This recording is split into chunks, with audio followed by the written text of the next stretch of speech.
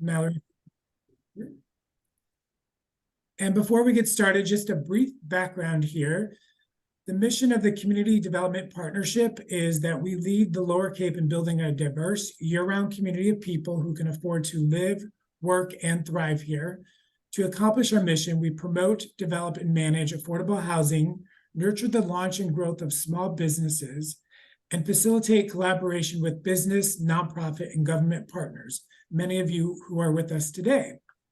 The 8 towns that we serve are Provincetown, Truro, Wellfleet, Eastham, Orleans, Brewster, Harwich, and Chatham. And as part of the Lower Cape Housing Institute, which is where this program falls, we are able to provide education and technical assistance to municipalities to help towns address the housing crisis.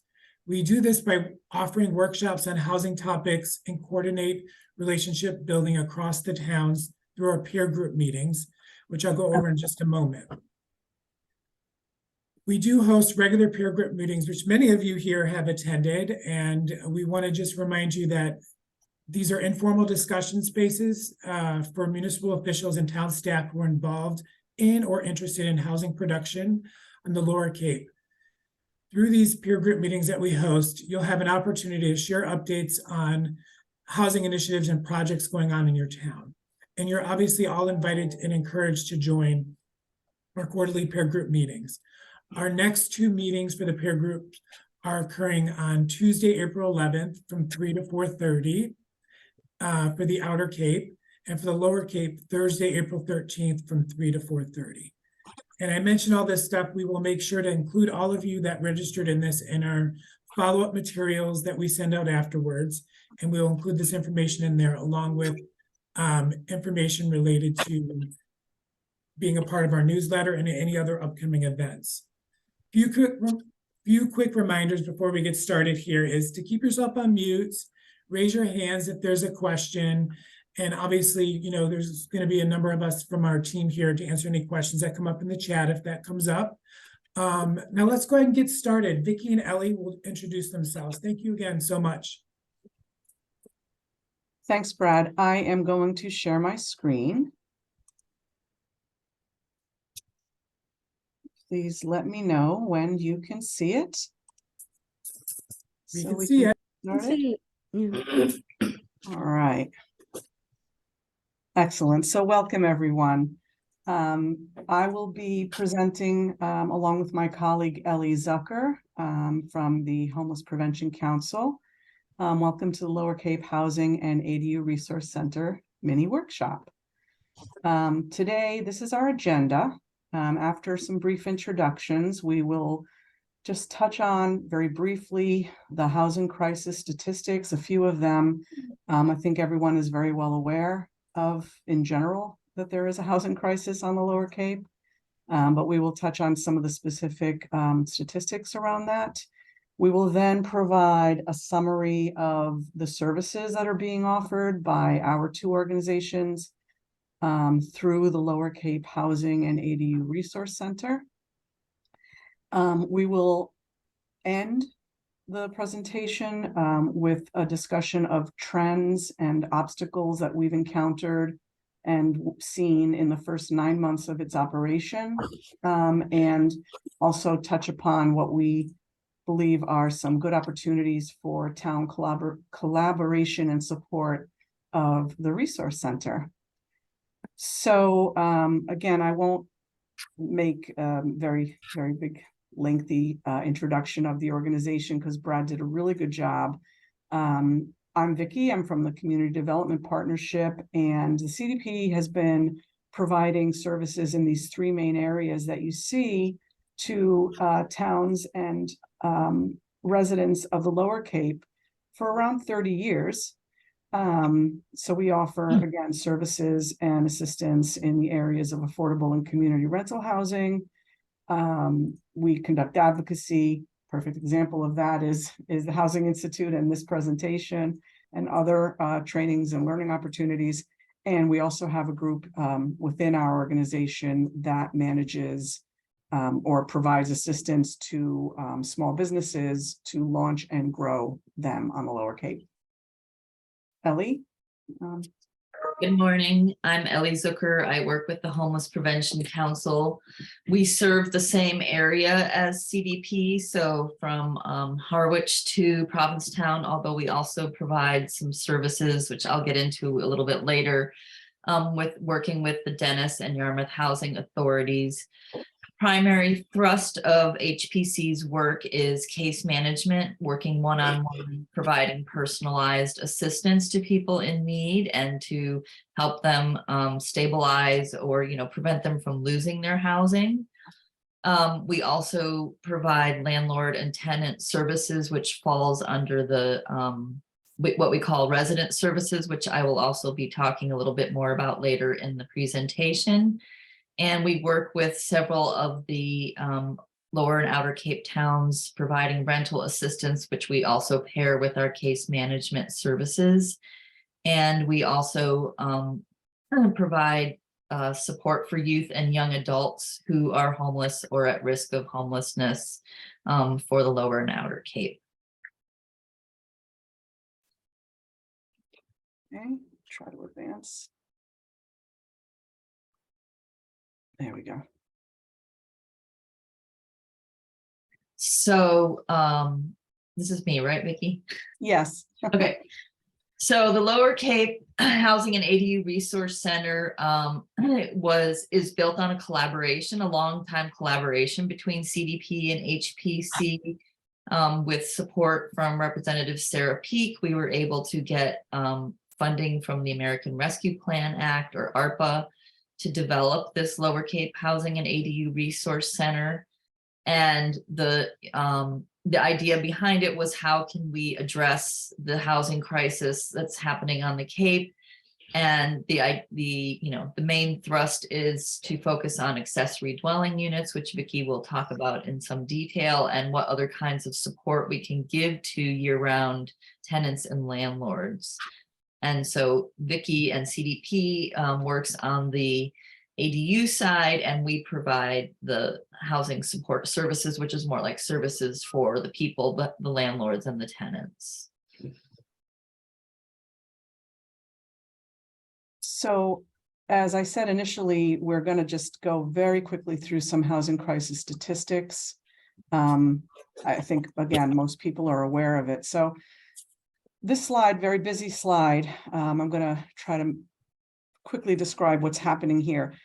The general rule of thumb is if you are spending more than 30% of your income on housing, writ large housing, then you are burdened by the cost of that housing. So with that standard in mind, the pink lines represent the median household incomes in each of the towns on the Cape.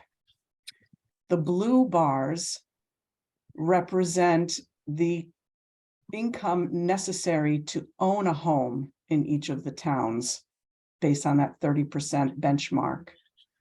And the yellow bars represent the income needed to afford to rent a property in each of these towns. So it's visually, I think, stunning that taking, for example, let's look at Orleans as an example. I'm sitting here in Orleans now. Median household income in Orleans is estimated as of 2020 around $75,000 to $80,000. The income necessary to purchase a home in Orleans is closer to $180,000. So again, we're essentially half of the residents are excluded. It's not possible for them to purchase a home in Orleans at the income levels that we're seeing. They could afford to rent a home, but there are very, very few, if any, year-round rentals in Orleans. So that, just from a very high level, that is what this slide is intended to show. So housing affordability is an issue. To put it in real, sort of real life terms, I'm going to pick on the elementary school teacher who, is moving to the Cape, let's say, and has a job offer in hand of $65,000. Again, based on that statistic or that guideline of 30% of income, he or she can afford to purchase a home for $240,000. The problem is that as of May of 2021, the median price of a house on the Cape was $750,000. So there just aren't any houses available to folks who have decent paying year-round jobs. They're not able to afford to live on the Cape and work on the Cape, essentially. Ellie's going to put that in some sort of human terms as well. So please, Ellie. Yeah. So, I mean, as a result of what Vicki was just describing, what we've, ended up with is about 50% of people who work on Cape are commuting from off Cape, and that has increased since the beginning of the pandemic, which, is a reflection of the fact that, people in households that are making less than $100,000 a year are having to leave the Cape because they can't afford to live here. And, and we do have, fairly high number of households in lower and outer Cape towns that are, below federal poverty level, excuse me. So it's all sort of a perfect storm for creating this housing crisis that we are currently in. So this is a statistics from specifically around workers returning after COVID, after the shutdowns. And, the main issue that people cited, about a third of businesses said they couldn't get their workers to come back to work because there was no housing available for them, or affordable housing.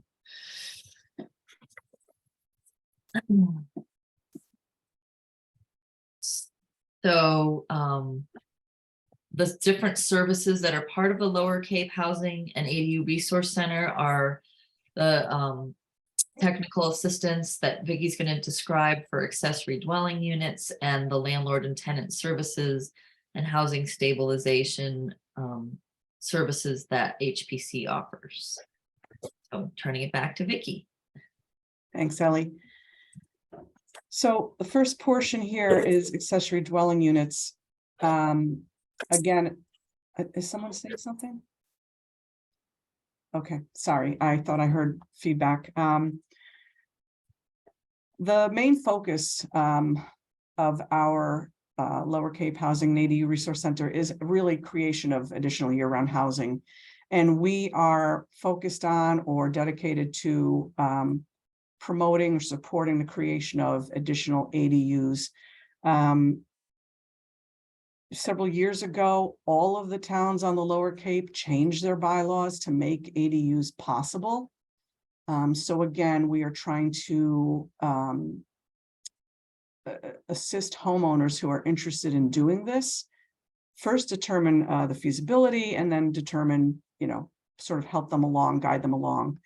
So I'm going to start this portion just with a description of what is an accessory dwelling unit. Like everything else, right? All of the towns of the Lower Cape are slightly different in their requirements. So what I'm about to say, or at least what's included in these next two slides, is the common area of what is the definition of an ADU. An ADU is essentially, it's a secondary structure or space on a single family lot that provides independent living for a separate household. It's accessory, or at least the term accessory implies that it is a secondary building. It's not the main home. It's not as big as the main home. It's not as, prominent as the main home on a single family lot. And some common names for it are in-law suite, granny flat, basement apartment. So that kind of gives you a feel for what is an ADU. This little picture here on the bottom right, it shows you that it can be a detached structure or an attached structure to the main home. It can be within the main home, above or below, so a walkout basement or an attic. Or it can be within or above a garage structure, whether that garage is attached or not. Now, those are just some of the configurations, but what makes the ADU sort of legal, if you will, right, is, or what the ownership interest, it cannot be bought or sold separately. It's not a condo that can be bought or sold separately. It is in common ownership with the main home. So that's the commonality among all of the definitions, all the town's definitions of ADU. Beyond this, there are many differences. Different towns have different size requirements for accessory dwelling units. They might have different lot size requirements for an ADU. And there are a number of other differences that exist from town to town on the 8 or within the 8 Lower Cape towns. So why might a homeowner be interested in building an ADU? Well, I mean, the obvious reason, and the reason why it is the subject of this presentation or this portion of the presentation, we need to increase the supply of year-round housing. I mean, you remember the slide with the yellow being the rentals. In, I think, every town that was represented there, a rental would be affordable to many folks. Median incomes are enough to cover rentals, but there just aren't any year-round rentals. And that's because we've developed what we've developed here on the Cape, right? A number of single family homes that are not within a little downtown area, they're spread out. And so the change in bylaws were really I think very well conceived, very well directed. And so the main reason why someone might want to build an ADU is just to assist with the year-round housing problem. But beyond that, there are some really good reasons for wanting to build an ADU. Principally, in my mind, it may provide an opportunity for an older person or couple to age in place. You know, plenty of older folks are living in large homes. Maybe they're empty nesters. They've got a bunch of equity built up in their home, but they just don't have any income. And it's difficult to maintain that home and a lifestyle here on the Lower Cape without some other source of income. So an ADU could provide an alternative source of income or an extra source of income for older folks to permit them to age in place. Importantly, the town's bylaws are all very focused on not destroying the character and appearance of the existing neighborhoods. So that's another good thing about building an ADU. It's not a high rise. It's not some, multi-family dwelling. No, it's a small home or small structure that blends in. There are actually design standards that require folks to not build something that doesn't fit in with the rest of the neighborhood. So those are few of the really, great reasons why someone might want to build an ADU. And there are others listed on this slide. But there are plenty of good reasons for it. So, you know what an ADU is, you know why it's, kind of a desirable thing for folks with the means.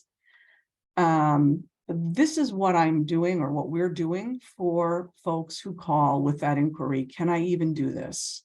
That's how it always starts. And the first question that I'm answering or looking into is, what do the zoning bylaws say about your property? I will, help a homeowner understand the zoning bylaws in his or her town and sort of unravel for them whether it's feasible to build an ADU. Hand in hand with that are the health regulations. Again, it's a bit of a matrix of requirements between those two sets of rules. And homeowners often call into the resource center. Really, they can't even make heads or tails of whether they can build an ADU. So that is the primary service that we're providing, is assistance with understanding the zoning bylaws and the septic regulations that apply to their specific property. Once we get past that, we will lay out the permitting process specific to what they, need to deal with first. Sometimes they might have a septic issue that they would need to resolve first. We'll make that determination for them and guide them through, this is what you do first, this is what will come next, and ultimately you'll be able to do X, Y, Z. And lastly, and it's important, we have, on our website especially, we have contractors, architects, site engineers, lenders, a number of different services that are relevant to this endeavor. And we will make referrals depending on whether the homeowner needs them or not. So in a nutshell, this is on the ADU side, these are the services that we are providing. Last but not least, I do want to mention that there is a $10,000 incentive that we are offering to homeowners who successfully build an ADU and commit to renting that ADU on a year-round basis for 5 years. The last thing we want to do is get to the point of building an ADU and rewarding, a new Airbnb. That's really not what we're after. So we're offering a $10,000 incentive for folks who do rent and agree to committing to rent year-round for 5 years. There are other incentives out there. Cape Light Compact is just one example. They provide residential rebates and other incentives for high efficiency construction. And aside from that, the last bullet is something I really want to mention, that we at CDP are in conversations with a couple of towns, working out details for incentives or other ways that the towns can assist with the financial aspect or challenges of building accessory dwelling units. So more on that hopefully will be coming, become public in the near future, but we are constantly working on new sources for incentives. So that is it on the ADU side. Maybe we should pause because I can't see the participants. Are there any questions before I hand it back to Ellie? And there'll be an opportunity at the end as well to ask questions. Okay. Over to you. Thanks. Okay. So HPC's landlord, and actually, can you go back to the previous slide? Oh, sorry. Sorry. So our resident services, also what we are calling here landlord and tenant services. So this photo is actually an example of something that we did at our Dennis and Yarmouth resident services, where we paired high school students with seniors in a program called Get to Know Your Smartphone. So that was a great program. And, both the students and the seniors really benefited from that experience. So you can go to the next slide. Okay. That's just an example of what resident services can do. The primary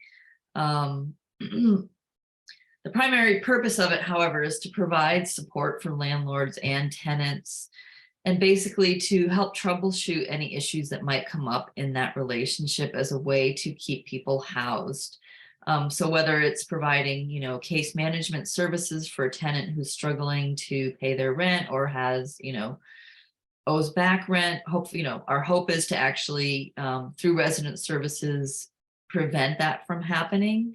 And we work with over 20 different units with different agencies on the Cape. So we actually work with CDP.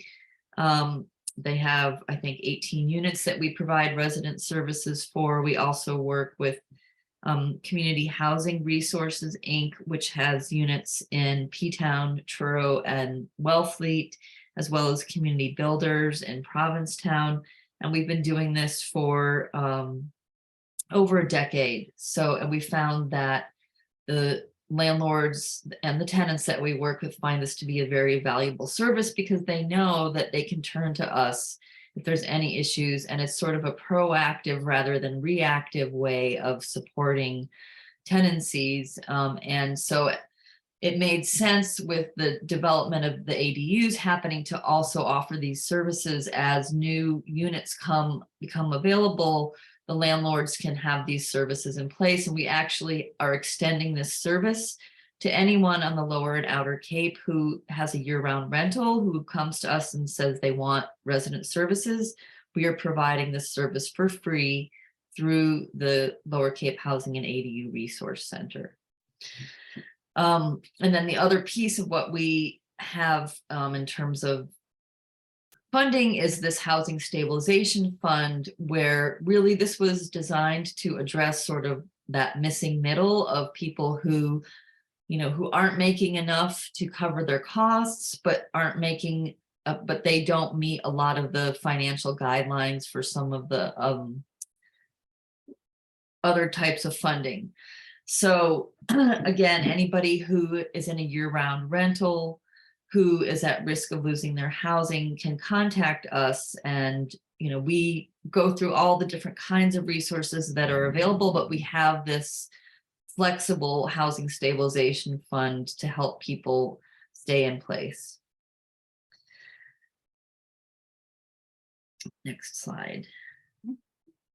So as part of the Lower Cape Housing and ADU Resource Center, we've also put some resources online on our website, which we will be sharing with you for new landlords particularly, and for tenants about rights and responsibilities. And we are also providing free rental listings. So our experience so far has been that rentals come and go so quickly that it's very hard to get them listed. But the idea, again, being initially in the creation of this center was that as new ADUs become available for rental, we're providing a place for landlords to, safely host these listings. And it's sort of a scam-free space for people to be looking at listings. And we welcome listings. They don't have to just be ADUs. So again, like the resident services, anybody who's doing year-round rentals are welcome to, contact us about putting a listing on our site. Our site meaning the Lower Cape and ADU Resource Center, Housing and Resource Center. Okay. So, as I said initially, we did want to review trends that we've seen since we launched the Lower Cape Housing and ADU Resource Center in April. So we pulled together the statistics from the first 9 months, and I'm going to start off with on the ADU side, what we've seen in the first 9 months. So as of December 31st, we have received here 64 total inquiries, at least one inquiry from each of the Lower Cape towns, with the highest number being around, I'm going to say 15, between 15 and 13 from one town. I'm not going to say which town. So that's a pretty good, I think, pretty good start. 64 homeowners have called with an interest. So as I mentioned previously, I've done what I'm calling the feasibility research on all 64. And the good news, moving to the right, is that of the 64, I found that 44 of those properties were feasible for an accessory dwelling unit. In other words, they met all the requirements, all the prerequisites. 6 of those 44 have taken steps to obtain a permit. So that doesn't necessarily mean they call the town. They might be conducting their site survey. They might be upgrading their septic if that's something that we determined had to be done first. So We've got some success, 6 people moving forward. And the balance are basically either saying, I can't afford it right now, but I plan to, or others. And I'll talk a little bit about why someone might choose not to move forward. But I do want to talk about the not feasible addresses. So again, of the 64, 44 were feasible, 14 are not feasible. And on the next slide, I'm going to address the reasons why that is. There's really very limited number of reasons why a home doesn't basically qualify or can't have an ADU added. 11 homeowners have actually said to me, you know what, I'm going to move forward. These were calls right before the holidays, right around Thanksgiving. They said, no, I'm going to move forward. In the very near future, I just can't do it right now. So I think that's a pretty positive outcome. But as I said, I do want to talk a little bit about what makes an address not possible for an ADU. So those 14 break down this way. Many towns have a minimum lot size requirement to add an ADU. Not talking about any, septic regulation that might limit the size of, expanding a septic. I'm talking just purely, to build an ADU, your lot needs to be this large. So 11 of the 14 were not satisfying the lot size requirement. 2, believe it or not, there, I believe, are 2 towns that have an owner residency requirement, meaning either the owner has to be a full year resident in the town. And I believe the other one is the owner has to reside in, has to make either the ADU or the home their primary dwelling, which to me is kind of the same thing. The last one is pretty straightforward. It's, a homeowner on the National Seashore. It's very difficult to get approval from the authority at the National Seashore to build an ADU. So those were the reasons why the properties were deemed not feasible for an ADU in the first 9 months. So I ask every homeowner when I do the initial interview, why do you want to build an ADU? And the overwhelming responses were, people are aware. They're aware that there's a housing shortage and they really want to help. Some of them are business owners themselves and say, I can't keep, I can't hire anybody. So let me do what I can to, try to pitch in and help. So that's the number one reason people cite, is I want to help with the housing shortage. A very, very common reason is I have an elderly parent, or perhaps the elderly parent already lives in the home and says, I want to bring my children to live in the homes and I'll live in the ADU. That is, 21 out of 64 folks gave that as a reason. So either a younger person not able to afford to live here, or an older person looking to bring, a younger generation, a child or grandchild even, to live on the same property for a whole host of reasons. And only, I guess it's still a significant number, but only 12 actually said, yeah, want to generate additional income in my retirement or for any other reason. So those are the top 3 reasons why people say they want to build an ADU. And some people have just flat out decided, no, I'm not going to pursue this. And as you can see, the common theme among the top 3 reasons is cost. So the cost of construction, no surprise, extremely high. It's probably at an historic high right now. For a standalone brand new structure, we're looking at around, say an average of $400 per square foot. That means a 500 square feet accessory dwelling unit is going to cost at least $200,000. That's a lot. So people find that number they don't want to go forward with that commitment. When homeowner is informed that, yes, you can build an ADU, yeah, it's going to cost you, $200,000. Even when they're willing to go along with that, you then have the requirement of, most towns don't require you to share a septic. There needs to be some upgrade to that septic system to be able to take the wastewater from 2 dwellings. Even if the current system satisfies Title V, people find out, well, I also have to make a, $20,000, $30,000, $40,000 investment in my septic. People balk at that. They say, nope, I'm not going to do that, because that money, the septic upgrade money, generally, there's no sources for finance for that. You can't go borrow that money from a bank because it's sort of voluntary. And you need to do it before you can get your permit. So they don't want to make that upfront cost or commitment. And sort of related to that are other upfront costs, right? So engineering fees, architectural fees, all other, even the permitting fees, which can be substantial.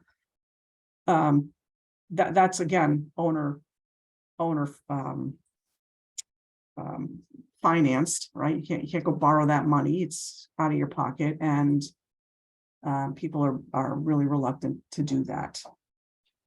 So short answer, why people decide not to, it's the cost, which is why the incentives are so important. I mentioned earlier, and I want to mention it now, that our incentive is $10,000 presently. And it seems like a pittance, really, when you talk about what the construction costs are. I did want to mention that our initial request for ARPA funds was, I think I can say this, we asked for $6 million. That $6 million funding would have supported a $50,000 incentive per homeowner. That was our plan. We wound up receiving $1 million. And that's why our incentive is presently only $10,000. So just another plug for, really need to find sources for new incentives. So Ellie, this is you. Yep. So just briefly, I'm going to talk about what the eligibility requirements are for the stabilization fund. So someone has to be a year-round resident of one of the 8 Lower Outer Cape towns. There has to be demonstrated need or demonstration that actually using these funds is going to help stabilize their situation, which really just means they go through the intake process with one of the HPC case managers who determines, what their situation is. And also as part of that process, look at what other resources or funds might be available to them. So we want to make sure that, we're wisely using the resources that are available for residents of this area. So it's a pretty straightforward process. Okay, next slide. So in the first 9 months, we dispersed $25,000 to help 10 households either move into housing or keep the housing they were in. The average was about $24.50 per household, but it ranged from $900 to $6,000 depending on the situation. So again, we have a lot of flexibility with that fund to make a determination about, what is needed and to disperse it. So 1/3 of the households use the money for move-in costs. So that would be like first and last and security deposit. And then the rest of that was used for helping people stay in their homes, or it can be homes, it can be rentals, So it could be a mortgage payment, it could be, you know, a rent payment, it could be something else that, you know, like that there's an issue with their transportation and they can't get to work and therefore won't be able to pay their rent. So we help them with a car repair or something of that nature. Next slide. So I think this is my slide. So we've come up with a list of opportunities for collaboration and support, and I suppose I'm directing these to the towns, right? Because I think that first bullet point especially, it all has to do with zoning, septic, permits. Those are all town managed or town directed areas. So we, again, asking what can you, the towns, do to reduce barriers to ADU creation. And I can't say the second one enough. I know I've said it a lot, but I've had 3 homeowners say to me, gee, if your incentive was 50,000, I'd consider this, but not at 10,000. It's not, simply not enough for me to move forward. So we really are looking for suggestions, assistance, whatever the right word is, to create additional incentives to help homeowners defray the costs of building, of septic upgrades, and other requirements for building accessory dwelling units. Some towns already offer amnesty. So if someone comes up with an existing non-compliant rental unit, meaning that it's not permitted, some towns will say, okay, we're not going to penalize you if you come forward with a plan for converting it to an accessory dwelling unit. So if your towns, if you're aware that your town does not have amnesty, that would be something that we would definitely encourage you or whoever is the decision maker to be aware of and to think about. Please help spread the word. Let homeowners know. I'm sure that there are building departments out there and health departments out there that are receiving calls every day. Can I do this? What do I do? How do I start? If you think of it, please do think of us, and please do have the homeowners call us. We'll provide our contact information at the very end of the presentation. And I guess that's it. Ellie, did you have anything that you wanted to add to these bullet points? Yeah, I just wanted to re-emphasize the point that the resident services and the housing stabilization funds and the rental listings are all things that are currently available for year-round tenants and landlords and homeowners. And so if people are encountering individuals who are struggling, to please, refer them to HPC for those services. And I guess one word that I didn't really amplify on this slide is everything that we do, everything that we've described is free to the homeowner. So I always get that you're going to do that for nothing. Yes, we do this for nothing. So, and I think that is the end. It is the end of our presentation. We encourage you to visit our website, which is really informative in and of itself, but there's also contact information available there. Please think of ways that your town can support our efforts. We would love to hear about it, and we would love to work with additional towns on this in this particular area. And let us know if you want to have a follow-up discussion about any of the information that you just saw. Thank you so much, Vicki and Ellie. And so with that, there's some time left if anybody has any questions. Is there any questions that anybody has for Vicki and Ellie? Michelle, I see your hand up.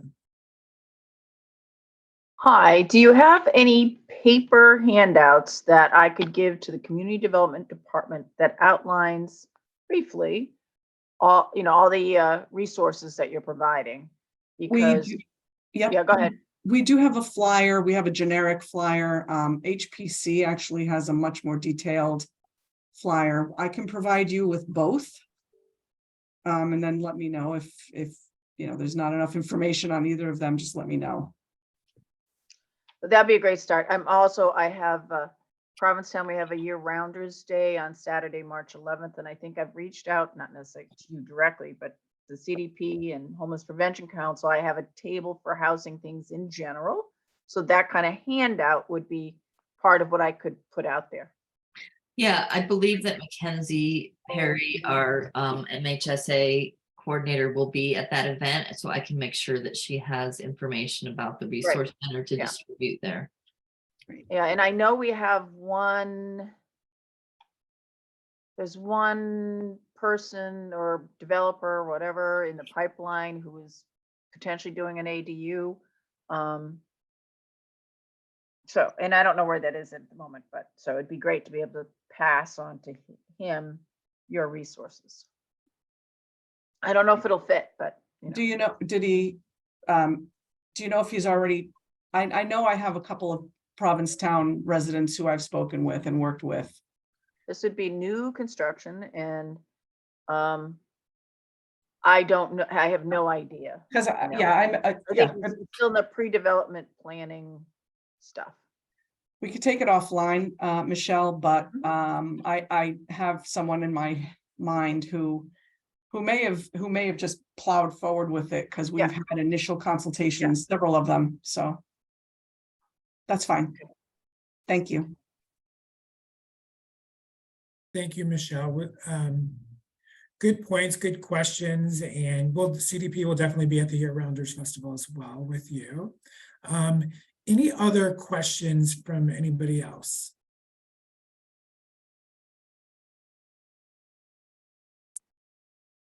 If not, a couple of things I want to mention before we close out is just, again, thank you everybody for being here, for listening, for engaging. It's so helpful that the ideas that are shared in this group of people, we really value and appreciate you. As I mentioned at the beginning, we will send out a recording of this presentation along with the materials and the PowerPoint that was shared today, and links and things like that. We will make sure to send that all to you who've attended and registered this. And one thing is I just want to put in the chat, for any upcoming programs CDP has, I want to put that in the chat now. And again, we'll include this in our link in our follow-up email. Please register, and we love learning and engaging with all of you. And yeah, this is such a great opportunity for us to kind of engage and talk through ideas. This is how ideas come about. So thank you all. We appreciate it. Have a good rest of the day, and we'll see you soon. Thank you. Thank you, Thank Brad. you. Bye. Bye, Thank everyone. you.